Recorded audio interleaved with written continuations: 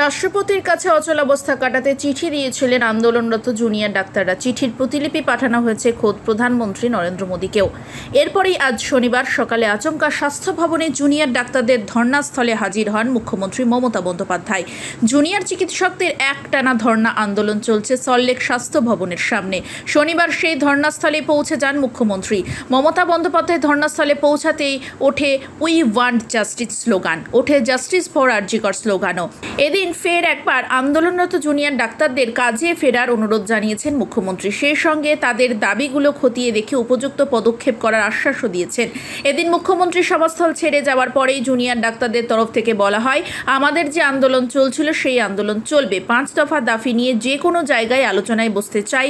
আলোচনায় বসা নিয়ে আমাদের মধ্যে কোনো দ্বিমত নেই। অতি দ্রুত কাজে ফিরতে চাই। অন্যায় দাবি আমরা করছি না।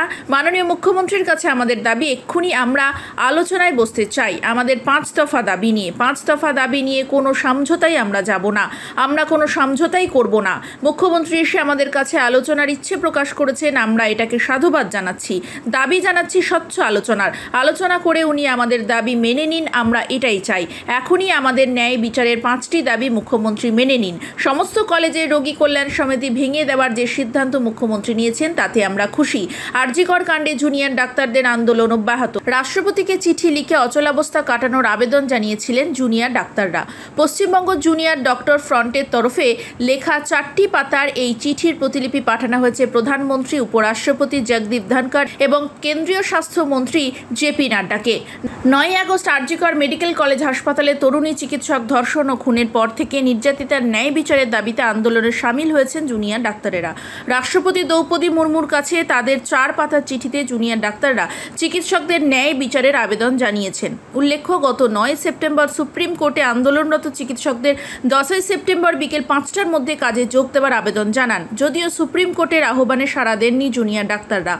এর মধ্যে রাজ্য সরকারের কাছে 5 দফা দাবি জানিয়েছেন তারা। রাষ্ট্রপতিকে লেখা চিঠিতে আরজিকর হাসপাতালে নির্যাতিতা চিকিৎসকের বিচারের দাবি সহ অন্যান্য কর্মরত চিকিৎসকদের নিরাপত্তার হস্তক্ষেপের দাবি জানানো হয়েছে। চিকিৎসকেরা চিঠিতে লিখেছেন, দেশের প্রধান হিসেবে আমরা বিষয়টি আপনাদের সামনে তুলে ধরছি। আমরা চাই আমাদের সহকর্মীরা যারা অপরাধের শিকার হয়েছে তারা ন্যায় বিচার পাক। আপনার হস্তক্ষেপের পরেই পশ্চিমবঙ্গ স্বাস্থ্য বিভাগের অধীনে থাকা চিকিৎসক ও স্বাস্থ্যকর্মীরা ভয় ও আশঙ্কা ছাড়াই জনসাধারণের প্রতি তাদের দায়িত্ব পালন করতে সক্ষম হবেন। পাশাপাশি লেখা হয়েছে, আপনার হস্তক্ষেপ কঠিন সময়ে আমাদের জন্য আলোর রশ্মি হয়ে কাজে লাগাবে।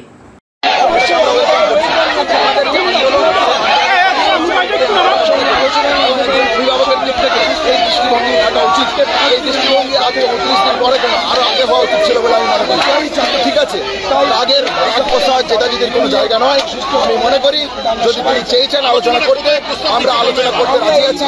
উনি যেখানে বলবেন, যে কোনো জায়গায় বলবেন, যে কোনো সময় বলবেন, আমরা 1 ঘন্টা 40 মিনিট একটু সময় চেয়ে নিচ্ছি, শুধুমাত্র 1 ঘন্টা 1 ঘন্টা সময় চেয়ে নিচ্ছি।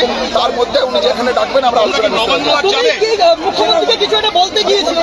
না, উনি আমাকে পরিচয় করিয়ে দিলেন যে আন্দোলনের সুযোগ বলে একজন পুলিশ অফিসার পরিচয় করে দিলেন। সেই জায়গা থেকে উনি বলেন, দেখো বাবু তোমরা কি করবে। আমি বলেছি এই জায়গায় যে আমরা এই আলোচনায় বসতে চাই, এইটুকুই কথা হয়েছে। লাইভ টেলিকাস্টের দাবি যেটা দ্রুততার সাথে আলোচনায় বসতে চাই, এইটুকুই। এই আলোচনার শর্তগুলো কি এক থাকছে? আমরা অতি দ্রুততার সাথে আলোচনায় বসে দাবি এক থাকছে। 5 দফা যে আমাদের দাবি, সেই দাবি নিয়ে কোনো রকমের কোনো জায়গাকে আমরা রাজি নই। বুঝতে হবে, আমরা আলোচনায় বসতে মুখ্যমন্ত্রী, মাননীয় মুখ্যমন্ত্রী এসছেন, ওয়েলকাম জানিয়েছি আমরা। উনি আলোচনায় বসতে চাইছেন, আমরাও আলোচনায় বসতে চাইছি।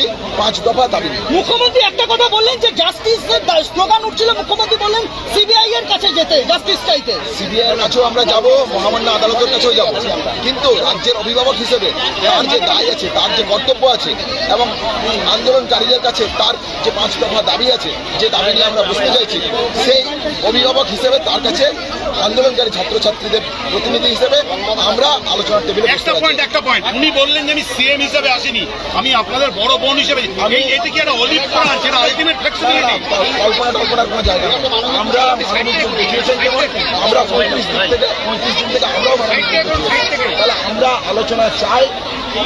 বারবার যে কথাটা আমরা বলে এসেছিলাম, আজকে মাননীয় মুখ্যমন্ত্রী যদি মনে করেন যে কোনো মুহূর্তে আমাদের সাথে আলোচনায় বসতে, আমি প্রেস বন্ধুদের মাধ্যমে জানিয়ে রাখছি যে আমরা আলোচনা উনি আসার পর কি মানে অগ্রগতিটা কি আলোচনায় বসতে চেয়েছে। প্রথম যে দুটো মেল এসেছিল সেই দুটো মেলে তো কোথাও পছন্দ ছিল। দ্বিতীয় মেলে উনি বসতে চেয়েছিলেন, আমরাও নবান্ন দিয়েছিলাম, কিন্তু সেটা কয়েক বছর সেই বৈঠক সফল হয়নি। আজ মাননীয় মুখ্যমন্ত্রী এসছেন, আমরা সেটাকে ওয়েলকাম করছি, আমরা আলোচনা করতে পারি।